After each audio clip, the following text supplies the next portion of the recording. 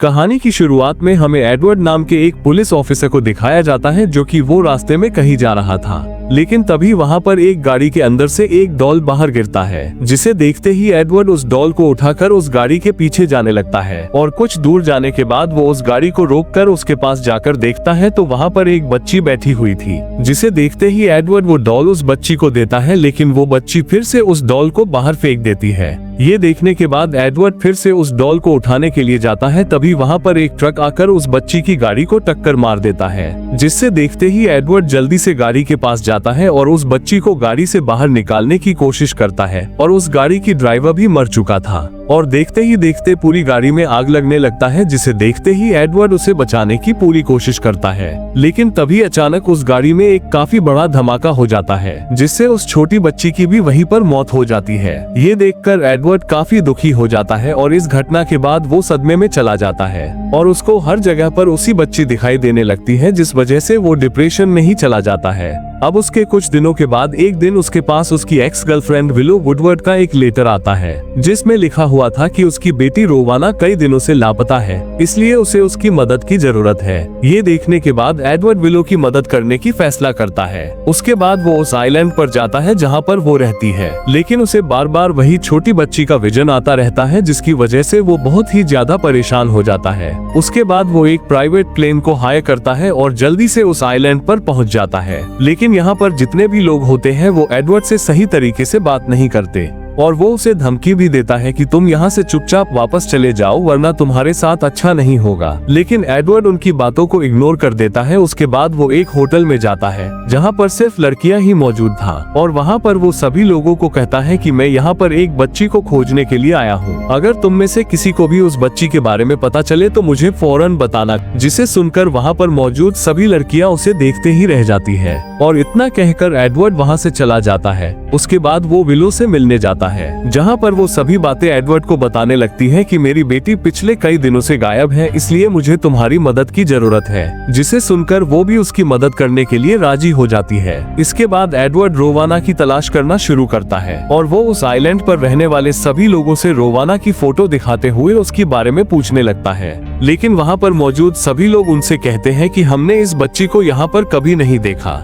अब यहाँ पर एडवर्ड को कुछ भी समझ में नहीं आ रहा था कि आखिर रोवाना अचानक कहाँ गई। दरअसल इस आइलैंड का सरदार सिस्टर समरसाई नाम की एक औरत थी, जहाँ पर यहाँ के लोग अपने गॉड को खुश करने के लिए अलग अलग तरीके से रिचुअल करती थी, जो कि इस तरह के रिचुअल्स किसी भी कंट्री में अलाउ नहीं थे। ये लोग अपने गॉड को खुश करने के लिए किसी की भी कुर्बान देने के लिए तैयार होती है और इन लोगों का मानना था कि ऐसा करने से यहाँ पर हर चीजें सही हो जाता है और इसलिए रिचुअल में मरने के बाद इंसान हो या जानवर सभी इसी नेचर में समा जाते हैं, इसलिए ये लोग मरने से नहीं डरती थी। और ये आइलैंड पर बहुत सारी मक्खियाँ थी जहाँ पर ये लोग इसी का शहद बेचकर पैसा कमाती थी। यहाँ पर एडवर्ड नोटिस करता है कि इस आइलैंड पर औरतों की आबादी बहुत ज्यादा है और जब एडवर्ड अपने होटल में खाना खा रहा होता है कि तभी उसे वहाँ पर कई सारी तस्वीर दिखाई देता है जो इस आइलैंड पर होने वाले फेस्टिवल की थी और ये फेस्टिवल यहाँ पर साल में एक बार मनाया जाते थे। दरअसल ये एक तरह का रिचुअल था जहाँ पर ये लोग छोटी लड़कियों की इस्तेमाल करते थे, जिसे देखकर एडवर्ड को कुछ भी समझ में नहीं आता और पिछले साल जो रिचुअल हुआ था उसकी फोटो भी यहाँ से गायब थी। इसलिए वो वहाँ पर एक लड़की से पूछता है तो वो उसे बताता है कि ये सारा रिचुअल अच्छी फसल के लिए किया जाता है। इस रिचुअल को करने के बाद हमारे खेतों में फसलें बहुत ही अच्छी होती है और उस रिचुअल के दौरान वहाँ पर एक जानवर की कुर्बानी भी देते हैं। जिसे सुनने के बाद एडवर्ड को डाउट होने लगता है कि कहीं इन लोगों ने रोवाना को भी मार दिया होगा, क्योंकि यहाँ पर पिछले साल के फेस्टिवल की फोटो गायब थी। इसलिए वो जल्दी बाहर जाकर एक लड़की से इसके बारे में पूछता है, जिस पर वो लड़की उसे कुछ नहीं बताती है और उसे कहती है कि तुम यहाँ से चले जाओ, लेकिन एडवर्ड उसकी बात नहीं मानता। उसके बाद वो एक स्कूल में जाता है जहाँ पर वो देखता है कि वहाँ के टीचर बच्चों को काफी गलत बातें बता रही थी, जिसे देखकर वो काफी हैरान हो जाता है। उसके बाद वो वहाँ पर सभी स्टूडेंट को रोवाना की फोटो दिखाती है, लेकिन उनमें से कोई भी लड़की उसकी बात का जवाब नहीं देती। इसके बाद वो स्कूल के अटेंडेंस रजिस्टर देखने लगता है जहाँ पर उसे रोवाना की नाम भी मिलता है, लेकिन वहाँ पर उन लोगों ने उसकी नाम कटा हुआ था, जिसे देखकर एडवर्ड काफी गुस्सा हो जाता है क्योंकि यहाँ पर सभी लोग उससे झूठ बोल रहा था। इसके बाद वो टीचर एडवर्ड को बाहर ले जाती है और कहती है कि जिस बच्ची को तुम यहाँ पर खोज रहे हो वो जल्दी ही आजाद होने वाली है। जिसे सुनने के बाद एडवर्ड समझ जाता है कि उस लड़की की मौत हो चुकी है। इसलिए एडवर्ड उससे पूछता है कि आखिर उस लड़की की मौत कैसे हुई। जिस पर वो टीचर कहती है कि जल्दी ही हम उसे आग में जलाने वाले हैं। ये सुनकर एडवर्ड हैरान हो जाता है और तभी टीचर को भी एहसास होता है कि उसने इस आदमी को गलत बात बता दी है। तब वो अपनी सफाई देते हुए कहती है कि उस लड़की की मौत आग में जलने से हुई थी और उसकी कब्र भी यहीं पर है। इसके बाद वो एडवर्ड को उसकी कब्र पर लेकर जाती है, मगर तभी यहाँ पर विलो भी आ जाती है, जिसे देखने के बाद एडवर्ड उस पर गुस्सा करते हुए कहता है कि जब तुम्हें पता था कि तुम्हारी बेटी की मौत हो गई है तो फिर तुमने मुझसे झूठ क्यों बोला। जिस पर विलो कहती है कि ये सब झूठ है क्योंकि ये मेरी बेटी की कब्र नहीं है। यहाँ पर जो कुछ भी तुम देख रहे हो वो सब कुछ इस आइलैंड की सरदार सिस्टर समरसाई के कहने पर किया गया है। और वो उसे ये भी कहती है कि वो बच्ची और कोई नहीं बल्कि हमारी बेटी है, जिसे सुनकर वो काफी हैरान हो जाता है क्योंकि उसे इस बात का पता नहीं था कि उसकी भी कोई बेटी है। उसके बाद वो किसी भी कीमत पर अपनी बेटी का पता लगाने की वादा करता है और फिर एक दिन वो जैसे ही अपने प्लेन के पास जाता है तो वहाँ पर कोई भी नहीं होता और इनके प्लेन के तारों को भी काट दिया गया था, जिसे देखकर एडवर्ड को कुछ भी समझ नहीं आता कि ये किसने किया क्योंकि यहाँ पर उसके पायलट भी नहीं था। इसके बाद एडवर्ड समरसाई के पास जाने के लिए निकल पड़ता है, मगर रास्ते में बहुत सारी मधुमक्खियों के छत्ते होते हैं, इसलिए उन मधुमक्खियों ने उस पर हमला कर देती है, जिस वजह से वो बेहोश होकर जमीन में गिर जाता है। और कुछ देर के बाद जब उसे होश आता है तो वो सिस्टर समरसाई के घर पर होता है। इसके बाद वो उठकर सिस्टर समरसाई के पास जाता है, जहाँ पर वो उसे बताती है कि 18 सेंचुरी में मेरी ग्रैंड मदर इंग्लैंड छोड़कर के यहाँ पर आ गई थी क्योंकि इस तरह के रिचुअल्स को वहाँ पर बंद कर दिया गया था और अगर किसी में भी ऐसे रिचुअल्स करे तो उसे भयानक सजा दी जाती थी। इसलिए हमारे पूर्वजों ने इस आइलैंड पर रहना शुरू कर दिया और हम भी उन्हीं के वंशज हैं, इसलिए हम उन्हीं के रिलीजन को फॉलो करते हैं। इसलिए ये आइलैंड पर सिर्फ लड़कियों को रहने की इजाजत है और यहाँ पर जितने भी लड़के हैं उन सबको यहाँ की लड़कियों को प्रेग्नेंट करने के लिए रखा गया है ताकि इस आइलैंड पर हमारी आबादी कभी खत्म ना हो। और पिछले कुछ सालों से हमारा शहद भी अच्छे से प्रोड्यूस नहीं हो रहा था, जिस वजह से हमें किसी को सैक्रिफाइस करना था, इसलिए हमने उस बच्ची को सैक्रिफाइस कर दिया। ये सुनकर एडवर्ड काफी हैरान हो जाते हैं क्योंकि इतने भयानक रिचुअल्स दुनिया में कहीं भी नहीं था और ये कानूनी तौर पर एक बहुत बड़ा अपराध भी है, लेकिन एडवर्ड चाहकर भी कुछ नहीं कर सकता था। और तभी वहाँ पर एडवर्ड सिस्टर समरसाई से कहता है कि मैं रोवाना की कब्र को खोद करके उसकी बॉडी को निकालना चाहता हूँ, इसलिए मुझे आपकी इजाजत चाहिए। जिसे सुनने के बाद सिस्टर समरसाई उसे इजाजत दे देती है। इसके बाद एडवर्ड जल्दी से रोवाना की कब्र को खोद कर देखता है तो उसके अंदर उसे उसकी डेड बॉडी की बजाय एक डॉल मिलती है, जिसे देखकर वो समझ जाता है कि उसकी बेटी अभी भी जिंदा है,